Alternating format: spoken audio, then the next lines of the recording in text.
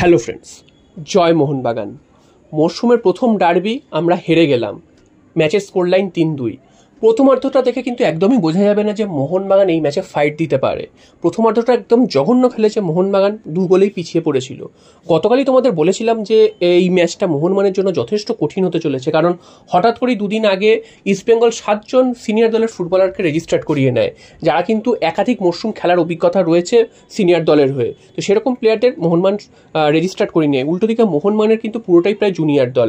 হ্যাঁ, এখন তোমরা বলতে পারো যে মোহনবাগানও তো খেলিয়েছে, কিয়ান নাসিরি বা দীপেন্দু, এরাও তো সিনিয়র দলে খেলেছে। তো দুটোর মধ্যে পার্থক্য রয়েছে। পার্থক্যটা কি, যেই প্লেয়ারগুলো ইস্টবেঙ্গল খেলিয়েছে তারা কিন্তু প্রত্যেকেই আইএসএল বা আই লিগে একাধিক সিজন কিন্তু সিনিয়র দলের সাথে খেলে গেছে এবং অনেক ম্যাচ তারা কিন্তু খেলেছে। সেদিক থেকে তোমরা যদি দেখো, দীপেন্দু বা কিয়ান নাসিরি বা গ্লেন মার্টিন্স এদের সিনিয়র দলে খেলে ঠিকই, তবে এরা কিন্তু গেম টাইম প্রায় পাই না সিনিয়র দলে। তো সেদিক থেকে দেখতে গেলে এরাও কিন্তু প্রায় জুনিয়র দলেরই অংশ। তেমন সুয়েল ভাটো ছিল, সুয়েল ভাটো তো তোমরা দেখেছো যে সিনিয়র দলে সেভাবে জায়গা পায় না। তো তাই জন্য কিন্তু ইস্টবেঙ্গলের অ্যাডভান্টেজটা প্রথম থেকে একটু বেশি ছিল। অন্যদিকে মোহনবাগান কিন্তু আজকের একটু পিছিয়ে থেকেই শুরু করেছিল, যদিও লিগ টেবিলে মোহনবাগান এগিয়ে ছিল, তো আজকে পিছিয়ে থেকেই শুরু করেছিল এবং ম্যাচের প্রথম থেকেই কিন্তু তুল্যমূল্য একটা লড়াই চলছিল।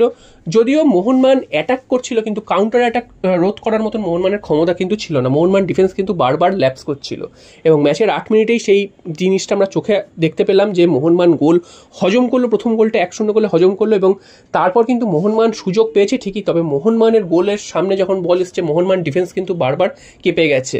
অন্যদিকে মোহনবাগান কিন্তু এই সময় কিন্তু আরও পিছিয়ে পড়তে পারতো, তবে মোহনবাগান পিছিয়ে পড়েনি। ইস্টবেঙ্গল ফরওয়ার্ডদের ব্যর্থতা এবং মোহনবাগান কিছু ভাগ্যের সহায়তাও পেয়েছিল এই সময়। উল্টো দিকে মোহনবাগানও কিন্তু এই সময় অনেকগুলো গোলে এগিয়ে যেতে পারতো, সেটাও কিন্তু আমাদেরই ব্যর্থতা, আমাদের ফরওয়ার্ড লাইনের ব্যর্থতা, আমরা কিন্তু গোল করতে পারিনি। ম্যাচের হাফ টাইমের আগে কিন্তু ইস্টবেঙ্গল আবার একটা গোল করে, সেটাও কিন্তু মোহনবাগানের ডিফেন্সের জঘন্যতম একটা ব্যর্থতা। সমস্ত দল পুরো উঠে গেছিল ইস্টবেঙ্গল বক্সে এবং ডিফেন্সে কিন্তু কেউ ছিল না। উল্টো দিক থেকে ইজিলি কাউন্টার অ্যাটাকে ফাঁকা গোলে গোল করে দিয়ে চলে যায় ইস্টবেঙ্গল, 2-0 হয়ে যায়। আমরা ধরে নিয়েছিলাম ম্যাচটা হয়তো সেখানেই শেষ, হয়তো আরও কিন্তু গোল অপেক্ষা করছে মোহনবাগানের কপালে। তবে সেকেন্ড হাফের শুরুটা কিন্তু একদম অন্যরকমভাবে হলো এবং মোহনবাগান দেখিয়ে দিল কেন ভারতের জাতীয় ক্লাব তারা। মোহনবাগান কিন্তু ভুলে গেছিল যে তারা 2 গোলে পিছিয়ে থেকে শুরু করেছে সেকেন্ড হাফে।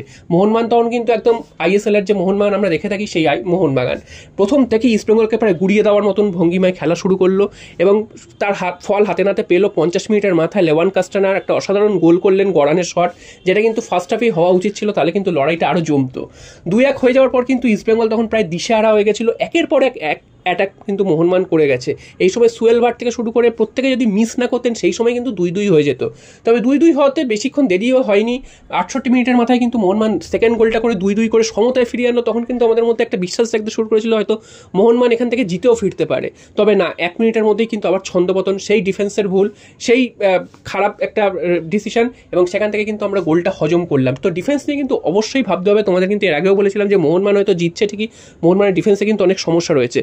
সেই ডিফেন্স সেমভাবে দাঁড়িয়ে থাকলো এবং ফাঁকা হেড গোলের সামনে দাঁড়িয়ে করে দিয়ে চলে গেল, যার ফলে 3-2 হয়ে গেল। তখনও কিন্তু আমাদের বিশ্বাস ছিল যে আমরা হয়তো ম্যাচটাতে ফিরে আসবো এবং তাই সুযোগও আমরা পেয়েছিলাম। সেই ফরওয়ার্ডদের ব্যর্থতা, তার জন্য কিন্তু গোল হলো না। এছাড়া কিন্তু যদি ম্যাচের বাকি কথা যদি বলা যায়, প্রথমার্ধে মোহনবাগানের একটা জেনুইন পেনাল্টি মোহনবাগান কিন্তু পায়নি, যেটা কিন্তু সুয়েল ভাটকে ফেলে দিল দেবজিৎ মজুমদার। সেটা পেনাল্টি দিতে পারতো, পেনাল্টি দেয়নি, উল্টে কিন্তু হলুদ কার্ড দেখিয়ে দিয়েছে। অন্যদিকে কিন্তু সেই ফিরতি বল থেকে একটা গোলের শট নিয়েছিল, সেটাও তো ফাঁকা গোলে কিন্তু রাখতে পারেনি কিয়ান, এটাও আমাদের ব্যর্থতা।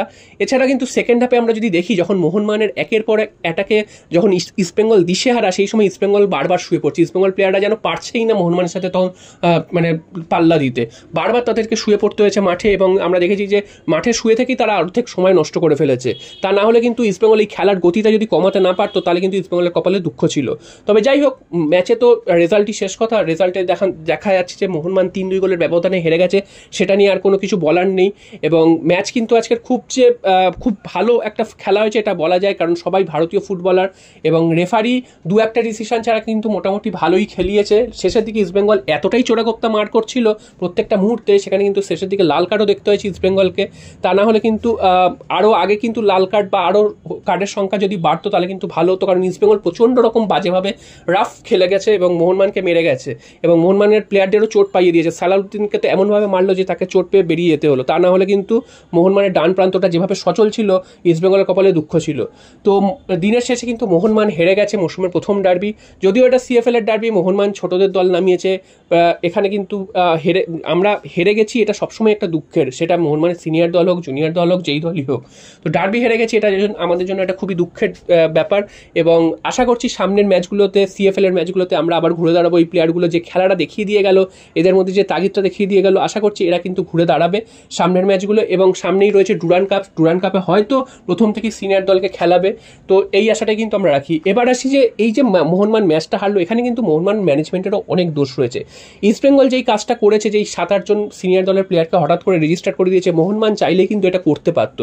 মোহনবাগান ম্যানেজমেন্ট করেনি। মোহনবাগান ম্যানেজমেন্ট এই সব প্লেয়ারদের নিয়ে এসছে, তাদেরকে হাতে সময়ও ছিল না যে প্লেয়ারদের যে 2-3 দিন প্র্যাকটিস করিয়ে বা 1 সপ্তাহ 10 দিন প্র্যাকটিস করিয়ে এই ম্যাচটায় নামাতে পারে।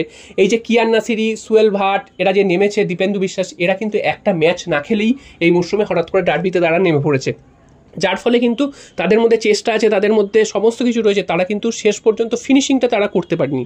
তা না হলে কিন্তু মোহনবাগানের ফেভারে ম্যাচের ফলটা আসতো। তো এটা কিন্তু ম্যানেজমেন্টের যথেষ্ট রকম খারাপ ডিসিশন আমি বলবো।